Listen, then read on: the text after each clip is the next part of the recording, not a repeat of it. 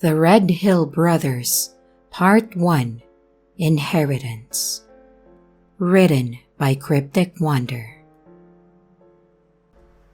Okay, so I don't know much about doing this kind of thing. I probably wouldn't either if our friend Serena didn't push me to it. I don't have a whole lot of experience with writing or computers, so pardon the spelling errors and whatever else. This is going to be a journal, I guess. You see, my brother and I inherited our grandma's house up in Avon, Maine. She was put in a nursing home a while ago, but our Uncle Bob always lived with her, and still did, until he died.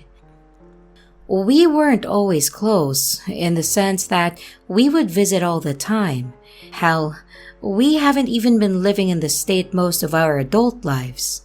But every summer as kids, though, we would go up there for a weekend or so. It was always this magical place, full of history.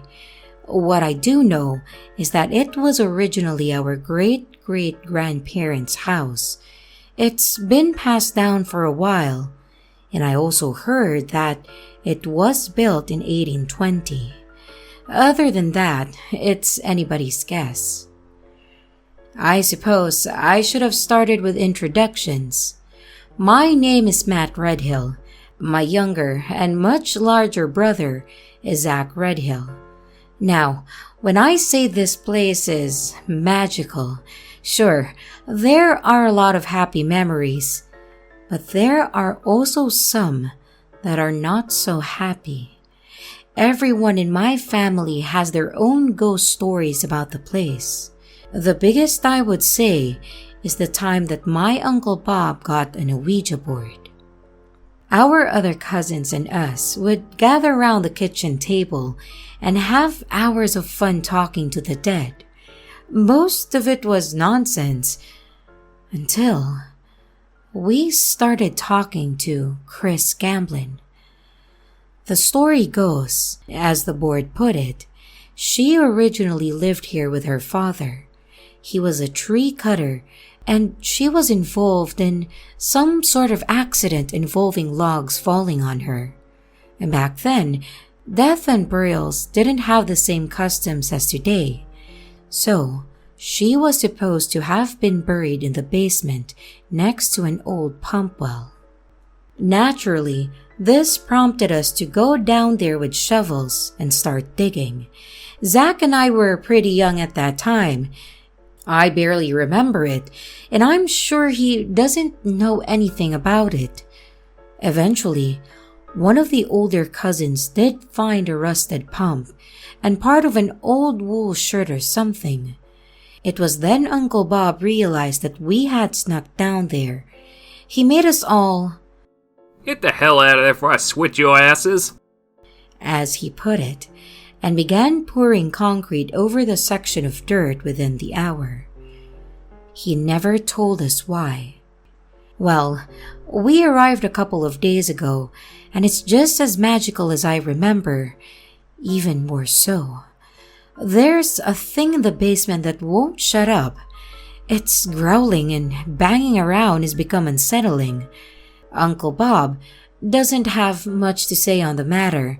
Yes, he's still dead, and you'd think that would stop him from showing up, but it appears he doesn't even know he's dead.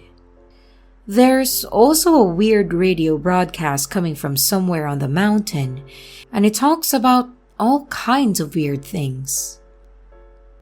"It's 8 a.m. If you see an old man asking for change, do not give it to him.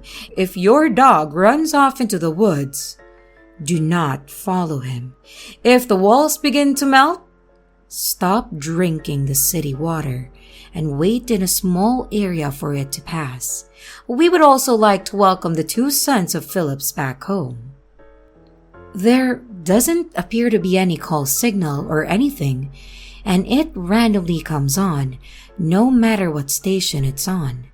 Not always the same time either. Maybe we just never noticed how strange things were up here. Might have been too young, But Zach and I don't have much else going for us anymore, and I'll explain how we got up here. We've always been pretty close after our parents died, sometime after high school.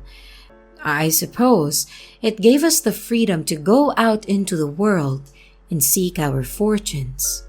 We started out with a little landscaping company in Vermont. Nothing too fancy, just cut the grass, trim the hedges, and whatever else. Well, my brother had begun to develop his share of personal problems, namely gambling and hookers, and I think I've managed to get it in check a bit. But it was too little too late. You see, this one job we had was building the client's garden in her backyard. Zach, God bless him, is about as dumb as a pile of rocks. He was talking to the lady while I was doing some digging, and he misread way too many signs. I think the final one might have been something about plowing her backyard.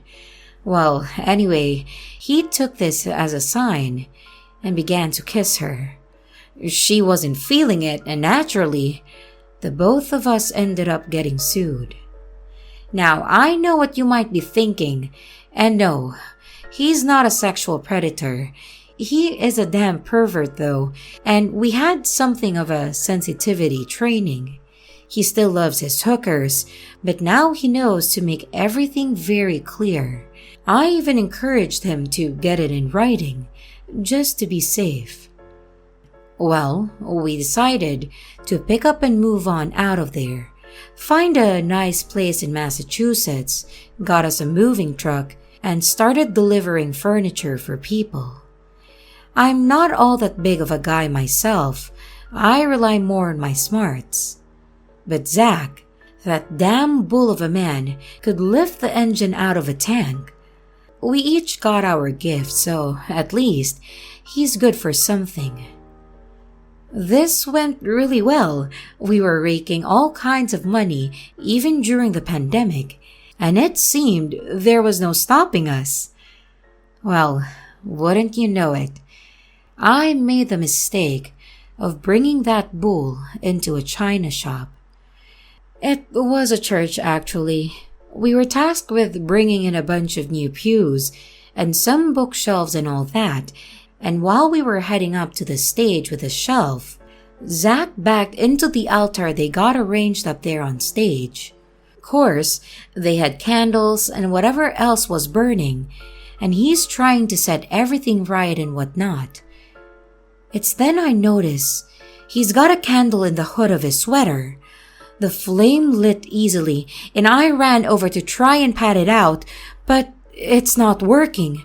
So he rips it off of himself and throws it off in the distance. It was a bit too distant, and ended up draping across the big wooden Jesus that they got hanging on the wall from the cross. I don't know how much varnish they put on that, but damn, if it didn't light up like a bat straight out of hell. I pulled out my phone to call the fire department, and the preacher comes running up, screaming Mary Mother this and Joseph that, and a few other guys all come and try beating it with towels. I could have told them that was a terrible idea right then and there, but they wouldn't listen anyhow. The towels they used all catched fire, and they threw them off in the distance as well. And like deja vu, the other furniture starts lighting up, and by now, the flames are reaching the walls and ceiling. We got ourselves out of there, and when all is said and done, the church was nothing but ruins. They called us all sorts of names like Satanist, heretics.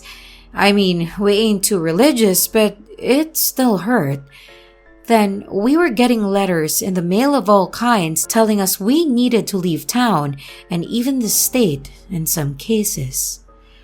We weren't getting any business anymore, and of course, had to pay the church back basically everything we had. It wasn't looking too good. It was about a week after that we got the letter. It was addressed to us from the estate of Robert Redhill. We looked at each other in confusion. Robert Redhill was our Uncle Bob. "What do you think it is?" Zach asked. "How am I supposed to know? I didn't send it. Open it up." He fumbled with his big fingers, and after a minute or so, he finally ripped out one side and pulled the handwritten letter out. There came a clang to the floor as a big iron key slid out. It was old and we recognized it. It was the key to our grandma's front door. Zach unfolded the letter and started to read it. To Matthew and Zachary Redhill. It is with our deepest condolences that we inform you of your Uncle Robert's passing. Sometime about 2:30 a.m. on March 12, he slipped away peacefully into the night. Our office was instructed to inform you that both of you shall immediately inherit the estate, as well as any lands, taxes, titles, and or debts that were previously owned by your own Uncle Robert. Should you like to attend the funeral, will be on March 24th at the Mount Vernon Memorial Home at 1 p.m. Following this, his body will be interred with his father in the Miles Square Cemetery at 3 p.m. Please make arrangements and let us know your decisions. Thank you, and you have our deepest sympathies. Samuel Target. "Uncle Bob is dead. I can't believe it," I said, looking off into the distance. He was always one of our favorite family members, made us all laugh all the time as kids, doing silly shit all the time. "Damn, it's been a long time since we've been up that way." "Well, we have a fuck all going on down here. I don't think that Christian group is gonna let us live here much longer anyway. What do you say to another trip?" "Hell yeah, dude!" We're both in our 30s now, yet it amazed me how he'd get excited and jump up in the air like that, dreadlocks flopping all over the place. I mean, I think dreadlocks look ridiculous, but it certainly doesn't stop the whole parade from coming through the house all hours of the night. "Well, I guess it's decided then. We're going to Grandma's." We smacked hands and cheered, with a couple of beers, of course. That couple of beers turned into a lot more, and I had no idea what time it was when I woke up. It took a few minutes to actually learn what woke me up. It sounded like the TV downstairs was still on, and people were cheering for a game. Then, the banging started. I shot up and ran into Zach's room. He was still out like a light, of course, and I shook him out of his drool-filled slumber. It took a few smacks to the back of the head before he was actually up. "Dude, I don't know what's going on down there, but it ain't good. We gotta go." Luckily, we thought to pack before our blackout, so we grabbed our bags, and as we were making our way to the basement, the window in the kitchen shattered, and the flames spread out all over the place. They were throwing Molotov cocktails. We got to the garage and threw our bags in the back of the trunk. The trailer was hitched. Thank God, and we didn't even bother opening the garage door. I drove straight through it, smashing a few headlights and almost a group of protesters. They all had signs saying stuff like, "Repent or perish," "Obey and seek mercy," and our favorite, "Jesus saves, not you."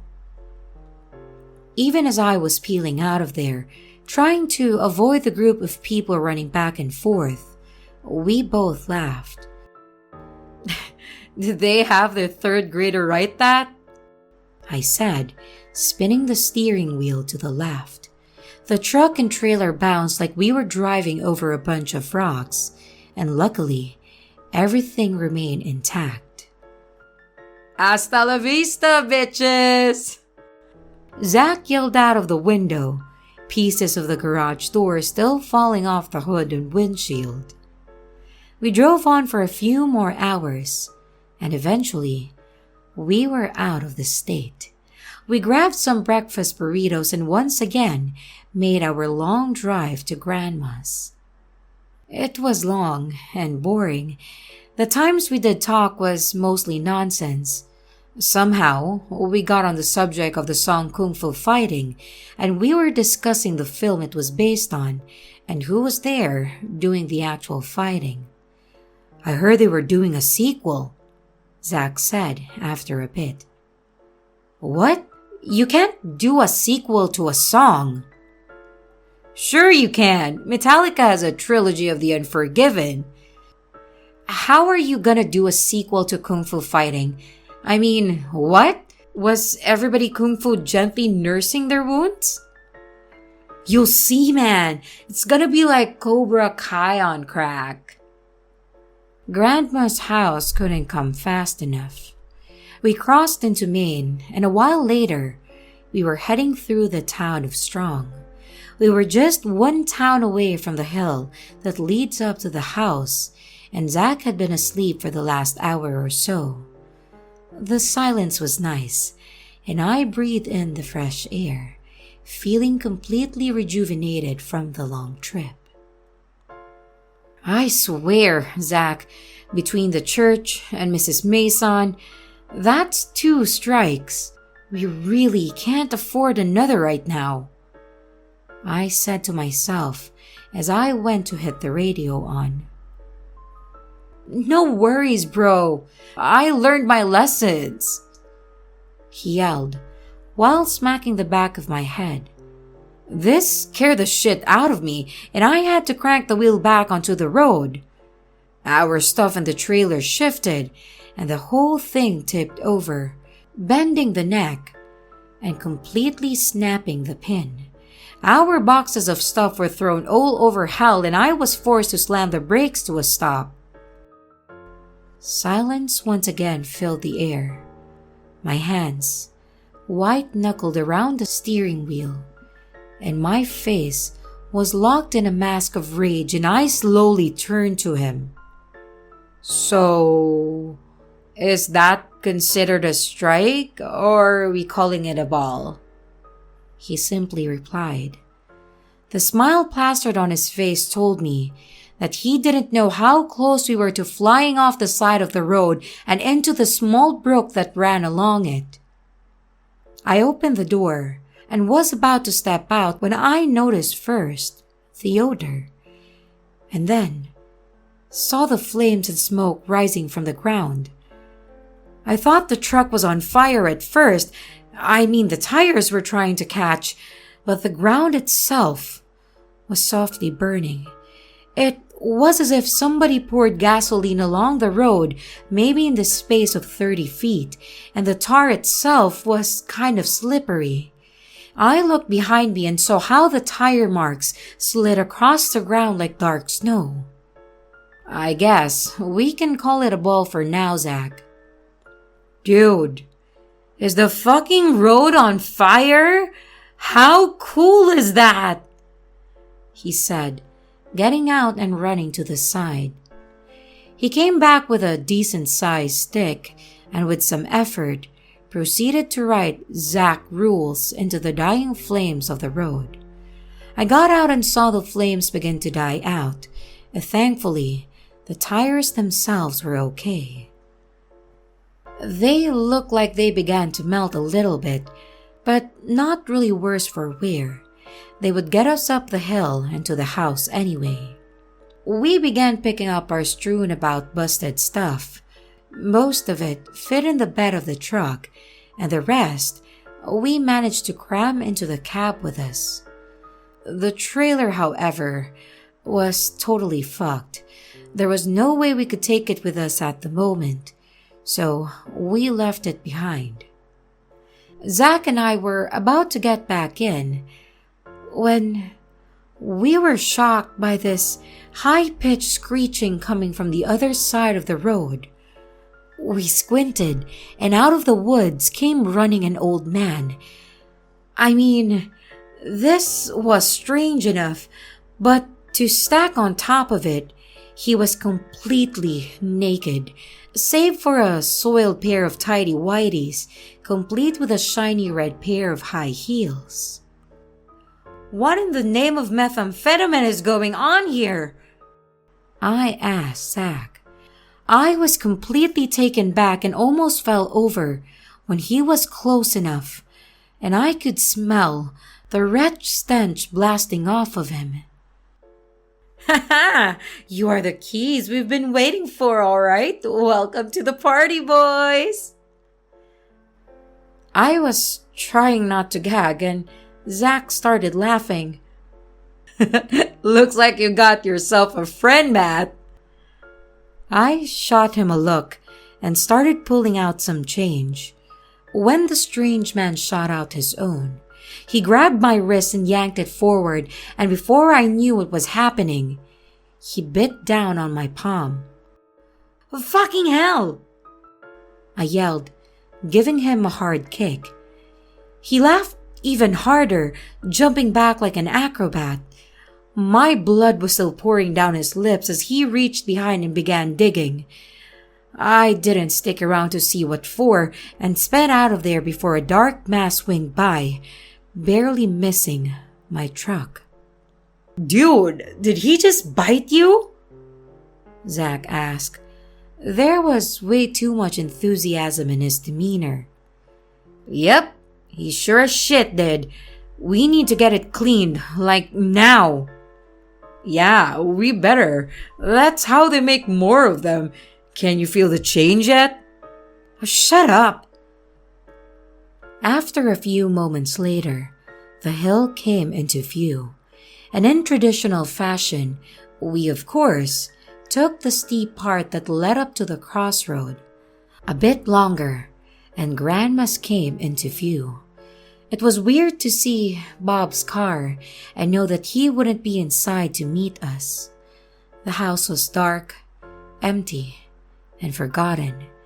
It made me sad. The view all around us was as spectacular as ever, though.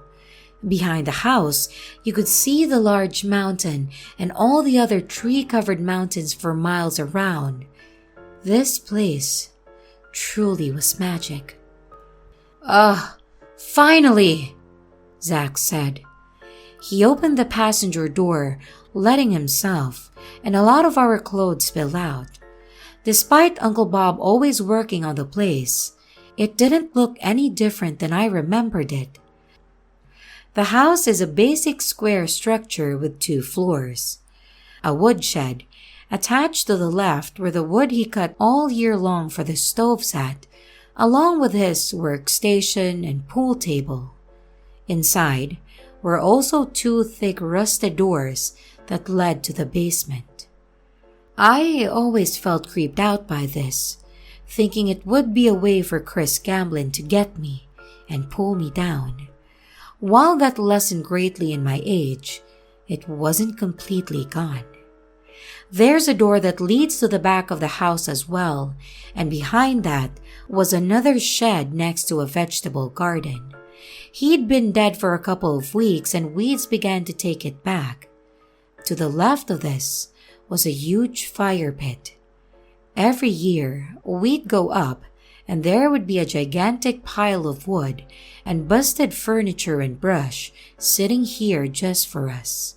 Uncle Bob would douse the entire thing in gasoline and give us each firecrackers and Roman candles with which to try and light it with. You'd be surprised how difficult it is to get one going without actual flame, but we'd get it eventually. The pit itself was still there, but hardly any wood. I suppose without kids to entertain, there wasn't much point to it. There were so many reminders of the good times we had with him. He wasn't really what you'd call an amazing conservationist, but he always knew what to say and when to say it to great effect. He always knew how to give us a hell of a visit, too. Another point of interest is the trailer that I think belonged to my Uncle Frank. He moved around a lot, and while I do have slight memories of him, I would say about half of them are fond. He was a strict man with a sense of humor that would make a cracker look damp. Say the wrong thing and you could find yourself on the end of a PTSD episode. Well, for whatever reason, the trailer would always sit there, never changing, never doing anything. There are some other areas that were special to us, but I'll get to that later. So, after cleaning and bandaging my hand, there we were, sitting at the table that we sat at since the beginning of our lives. Pretty much everything about the place was ancient. There were stools, a chair, and most of the dishes that had been there since before our grandpa, Rick, married our grandma. The place smelled the same too. Probably hadn't changed since then either. Not a bad smell, mostly like fresh cut wood. We played some dice for a while, then decided that we should get some pizza. I looked through the phone book and took the phone off the wall. The bowl was the place we would usually hit before getting there. Even the pizza was nostalgic. Hello? I'd like to order a pizza. Dude, order 2 pizzas, Zach whispered to me. And wings. Certainly. What kind, sir? Actually, make it 2. And can I add hot wings to that? Yeah, what kind? I'll take a meat lovers and chicken bacon ranch. Dude, order some breadsticks too, and some kind of cake. I pushed my brother's face out of my bubble, and the woman asked for my name and address. Matt or Zach up on the crossroad. Wait, Matt? It's Serena. Serena? No way! That's awesome! How you been? It's Serena? Tell her to bring breadsticks! Breadsticks! Zach yelled in the background. Great! I'm so glad you're back. I honestly didn't think I'd ever see you again. Well, we got Bob's place after he died, so we're here for goodish at the moment. I'm sorry to hear about your uncle. He was a good man. Breadsticks! Zach yelled again. Well, give me about 25 minutes and I'll be up there to deliver it. That will be $43.68. Tell Zach I said hi too, and that I got the breadsticks. All right, we'll see you in a bit, I said and hung up the phone. She got your damn breadsticks. God damn, dude. Well, I'm hungry. You know how I get after we have a doobie snack, he said as I took my turn rolling. A little bit went by and the sun was beginning to set. A car pulled up and it was Serena. She looked just as I remembered her all those years ago. Her eyes were bright green and her blonde hair went down past her back. Back in the day, we usually hung out here at the house. There wasn't much of a reason to go out except to get food or go fishing, so we only played with our cousins when they'd come up to visit. One day, we went to the Sandy River to get some trout. I couldn't have been older than 8, and Zach was maybe 6. We went off from our dad to find our own special spot. We didn't go real far, but eventually, we did come across a sort of cove built into the rock wall that had a large stone jutting out in the middle of the river.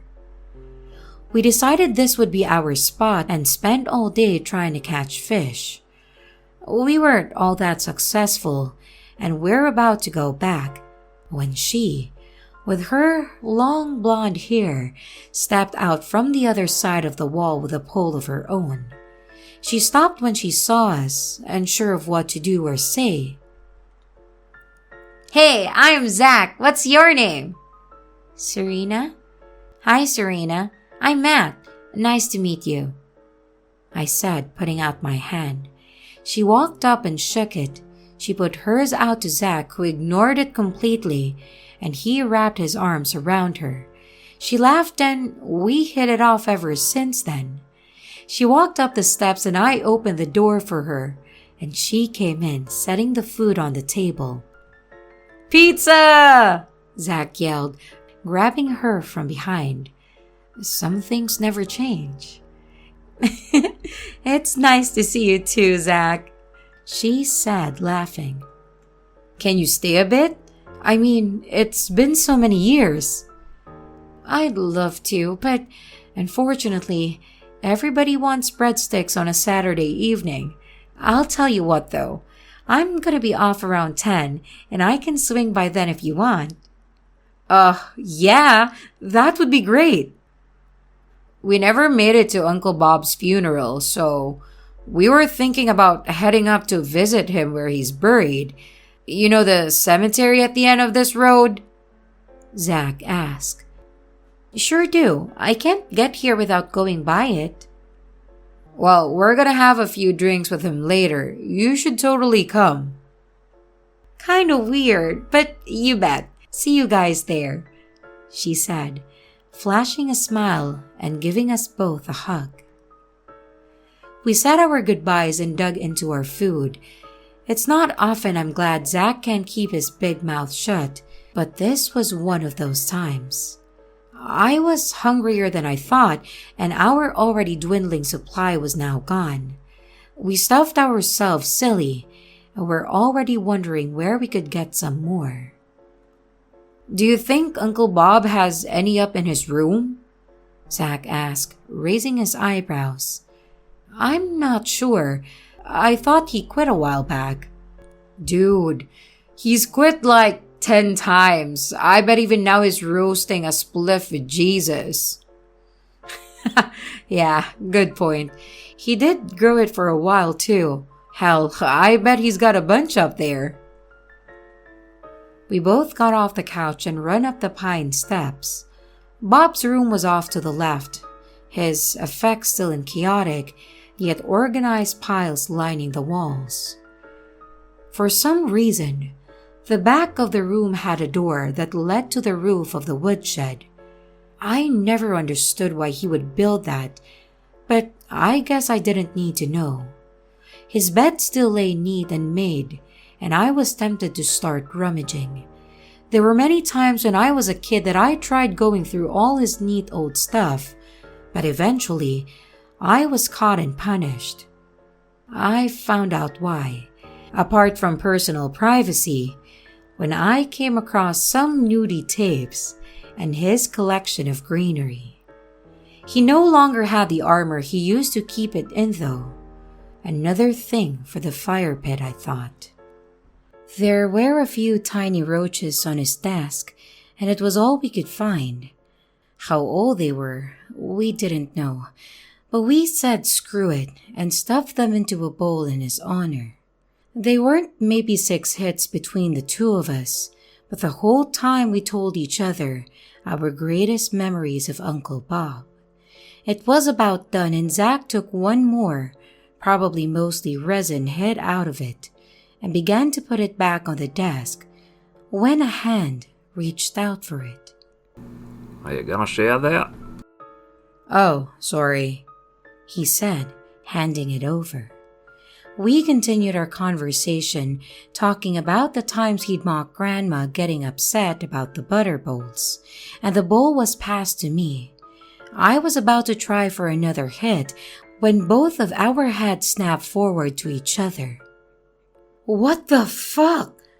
I yelled, dropping the pipe on the ground. We both backed away as fast as we could, knocking stuff over, and looked in shock at each other. "That actually happened, right?" Zach only looked at me and slowly nodded, probably with the same look of shock I mirrored. There was no one there. I swear to God, we both saw his hand take the bowl and give it back to me. We were about to run downstairs when I noticed the seat to the desk chair was swung open. there was a hidden compartment set on hinges, and in it, I saw a large bag of weed. I grabbed it as fast as I could and followed my brother down the steps. Jesus Christ, I knew the place was haunted! Zach yelled as he paced back and forth. He then noticed what was in my hand. Is that? Yep. He's had that hiding spot all along, and we never knew. I don't doubt he built that chair himself. God, that guy was a genius. Well, do you think it was him up there? I don't know. I mean, it didn't try to hurt us. All it seemed to want was a head off the bowl. Kinda sounds like him. Oh, well, he's dead. He doesn't need to go around spooking us like that. Agreed. So what now? He began twisting his dreadlocks between his fingers, something he often did when he was trying to come up with a plan. Well, I guess we should throw some logs in the stove and listen to the radio like he used to do. Maybe he won't be in a bad mood. That's a good idea. There were plenty of wood along the wall of the living room. The fireplace sat upon a fireproof stage, kind of in the left corner of where you come in from the door, and to the right was a chair and a couch. The other wall had the radio, TV, and all the dolls our grandma would use to knit clothes around. She was always knitting something. More than a few times he would get winter clothes or stuffed animals for birthdays. We sat and chilled for a while, listening to classic rock, letting the warmth of the fireplace fight off the still cool weather of May. That was when the station seemed to cut out for a moment. When it came back on, it sounded like someone reading off a report. Good evening, listeners.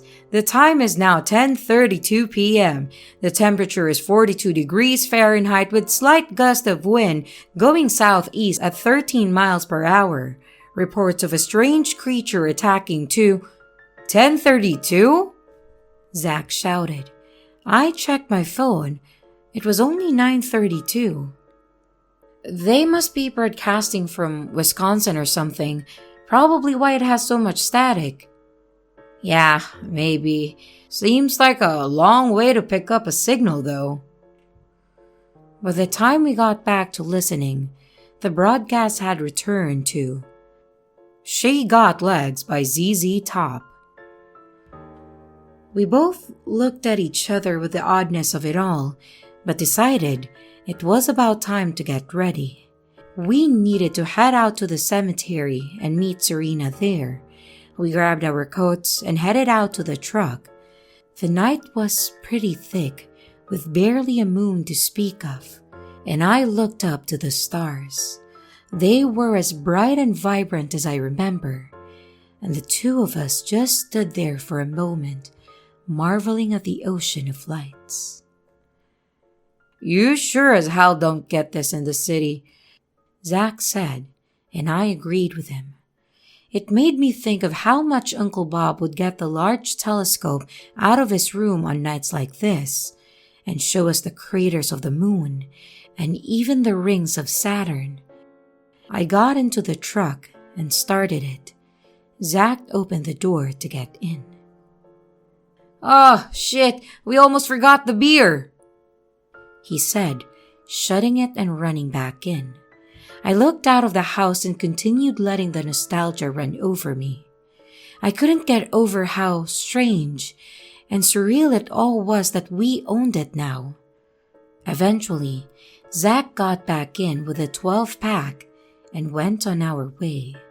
As I backed onto the road, I swear I saw Bob's door on the roof going into his room opened and shut.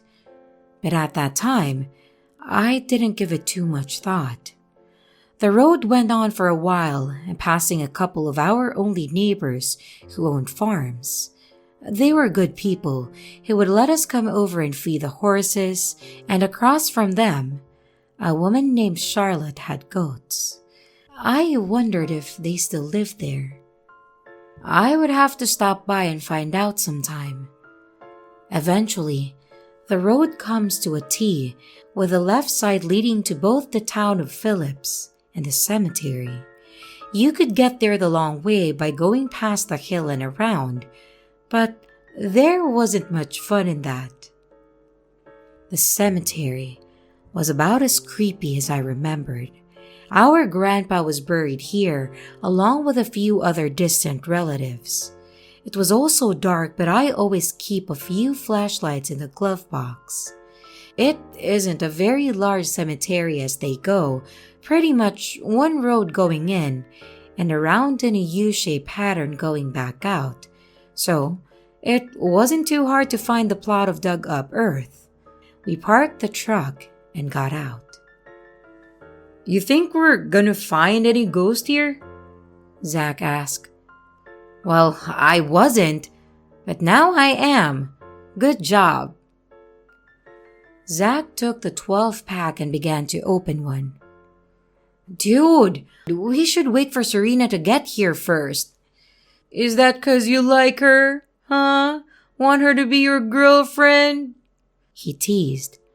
Don't be a dick. Be a dude. Anyway, what's wrong with that? She's cute. Obviously remembers me. She obviously remembers me too, but you don't see me getting an arrow over her. Shut up. Anyway, the first beer should go to Uncle Bob. The man's been sober for God knows how long, and he deserves it. Zach popped the cap and lifted it to the sky. To Uncle Bob, the only person who taught me how to live with a butt chin, Zach said to the sky and began pouring it into the soft dirt. He's running people off the road in heaven now, I said, bowing my head. Screw it, she can catch up when she gets here, Zach said, opening another. Yeah, fair enough. I gotta take a leak though, I said, walking to the back of the cemetery. Even though the air was still a bit cool, it was nice, and the promise of spring was in the air. Being careful not to walk off the end of the small cliff that leads to the brook, I let nature do what it does best. Listening intently over my stream, I could have sworn I heard some kind of growly whispering. So hungry, it seemed to say. As soon as I turned around to tell Zach, I was met with him yelling, "Coming at ya!" as he proceeded to throw a beer. It sailed just past me and smashed hard against something in the dark. What the fuck? I yelled, turning back to see where it had landed. There was a man lying on his back. Well, I say man then, 'cause I didn't know any better. But there was clearly something wrong with him. It got up and growled, stumbling towards us. I started screaming and I ran back toward the truck. Dude, there's something out there, I yelled, fumbling with my keys. Zach squinted and out of the shadows, something shambled toward us.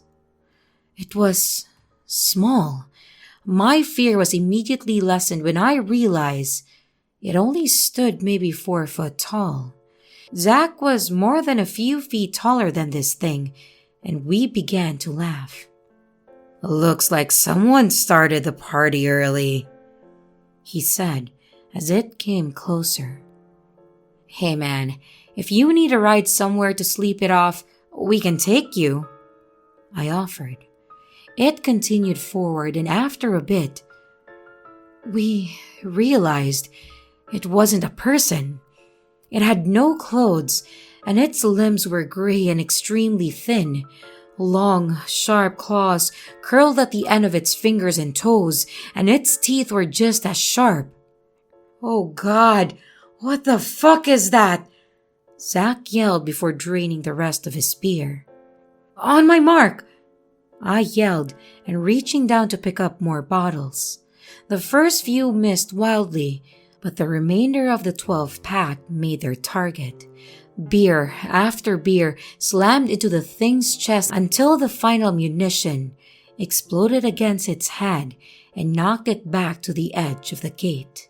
It fell back and began convulsing, struggling to get back up. "Dude, did you see that?" Zach asked. I nodded. "I hit him with that beer and it went straight down. I don't know what this thing is, but it's gotta be allergic to alcohol." Zach nodded in disbelief and ran to the truck, grabbing the backup 12-pack and began pelting more beers at the beast. About the time headlights came into view and we saw Serena pull up. Getting out of the car, she saw something was very wrong and came over to us. This break in assault was all it needed to lurch forward, taking with it a piece of the iron gate that must have snapped off. I was now stuck in the creature's ribs. It hunched over on all fours and began charging at us, snarling like some sort of demon. She put her hands out and explosions rocked the night.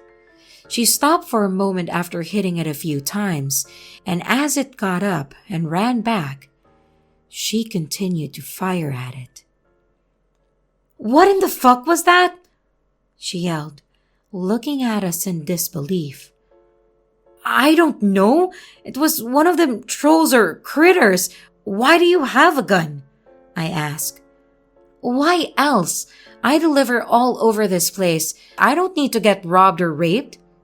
"Well, I'm glad you got here. Of course, we had it handled. A few more beers and that thing would have been finished. They don't tell you that in stories," Zach said, chiming in. "Well, look, we need to get out of here. Let's go to Grandma's," I said, getting in the truck. The rest of the night was pretty uneventful. We were out of beer, of course, so we smoked some of my uncle's weed and watched a few of the movies we saw hundreds of thousands of times when we were kids. Turns out, I wouldn't have a chance with Serena. She was a lesbian. It hurt, but she was still a damn good friend, and it was just like old times again. She ended up going home a few hours later. I offered to let her stay the night, but she said her girlfriend, Vicky, wouldn't like that very much. Plus, even though she spent a lot of time up here with us, she didn't feel comfortable staying in a haunted house. We found out the people in the town had a nickname for the place: the Red Hell House. We said our goodbyes and decided that we should figure out sleeping arrangements ourselves. There was no way in hell we were going to sleep in different rooms, and it didn't feel right to take Bob's old room. So we decided to take the room in the back of the living room that leads up to another set of stairs. We flipped a coin to see who got the bed. I won, of course, and we crashed pretty easily. Our sleep wasn't long, though, as sometime before dawn, we heard something screeching and smashing things around downstairs in the basement. All those past stories came to mind, and we both started getting pretty freaked out. I decided we needed to check it out, just in case there was a wild animal down there. Zach's a big dude, but he's a bit of a coward, so I had to be the one to take initiative. Just beyond the door next to the bed I was sleeping in is my grandma's old room. We hadn't been in there yet, either as a sign of respect, but the trap door to the basement was in there under the stairs. Now was the time. I slowly opened the door and crept my way in. Bob had never taken her bed out of there, it seemed, and it was all how I remember it. The sounds of wood splintering and glass breaking was loud as I slowly unbarred the wooden door leading down. "Hello?" I yelled weakly. "Is that you, Chris?" Everything went silent, and staring off into the dark below, time seemed to go on for eternity. I slowly made my way down the old steps and found the light switch. A light flooded the musty basement and I could still see the slab of concrete still covering the ground in the corner. The bulkhead leading out of the woodshed was open, but I didn't see anything. Okay, dude, I scoped it out, and there ain't nothing scary down here. Shelves and shit is smashed to bits though, so it's your turn. Go find the animal and kill it. He nodded, and I led him around me. I followed him down and he made his way over to the broken pieces of wood, sifting through them, going, "Here, kitty kitty." It was obvious it wasn't a damn cat, but I was really hoping. In the corner was a bunch of sheets, probably where he grew his stuff, and as Zach moved the sheet to the side, I saw the gray sharp-toothed face creep behind him. "Zach, behind you!" I yelled, and he turned just in time to see the creature from the cemetery try to swipe at him. He moved just in time, and we both ran up the stairs out into the woodshed. Zach turned and slammed the thick iron doors behind us and tied it up with a chain, and it didn't take us long to find an old lock to keep it shut, and we both collected ourselves. What the hell is wrong with this place? I panted. It must have followed us back from the cemetery. Oh shit, the other door, I said, grabbing another lock and running back inside. I approached the trap door slowly, but I didn't hear anything. By that time, the sun was coming up, so I was feeling brave. I slowly opened the door and a hand shot out to try and grab me. Oh shit, I yelled as I slammed the door back down on top of the arm, and after stomping on it a few times, it finally retreated. I slid the bolt shut and snapped the lock on it, and I lay against my grandma's bed, still breathing heavily. Zach! Oh, that was messed up. We gotta do something with it. Yeah, I'd say so. You got a ghoul trapped in your basement with no plan. Not too smart of you. Zach, when did you get so old-timey? I ain't your brother, and you damn well better feed and water it. I looked up to the door leading to the room we were in, and there was Uncle Bob. Not so in the flesh. Zach! I yelled. He came rushing in, and saw him too. What are you two screaming about? You show up and don't even say hi before coming in? But you're fucking dead! He managed to stammer. Are you threatening me, boy? He looked angrily at him. I got half a mind to teach you some manners. Bob, you died a few weeks ago. Your body is in the ground. We were at your grave, I said, still in complete disbelief. Oh, shut it. Course I could use a nap. Starting to feel real tired all of a sudden. And with that, he just straight up vanished.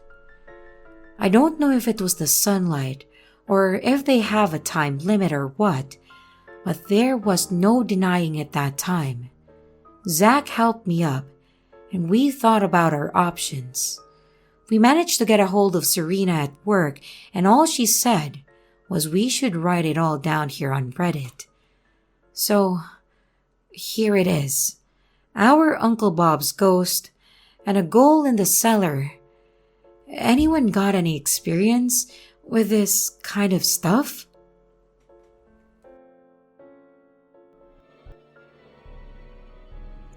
Hello everyone, it's your creepy sister here. Thank you so much for watching the video. I really appreciate each and every one of you. But I would also like to thank my amazing patrons, my top tippers, and my dearest channel members. Thank you very, very much. I really appreciate it with all of my heart. If you want to support the channel further, you could also choose to become a patron, a tipper, or a channel member. But remember, it's appreciated, but never a requirement. I would also like to announce that we have merch now. The link is in the description of the video, along with all my other social media links, like my Discord server, Twitter, Instagram, and others. You can connect with me and send your stories there. And don't forget to like and subscribe if you haven't yet, and comments are highly appreciated. And remember, your fear feeds me.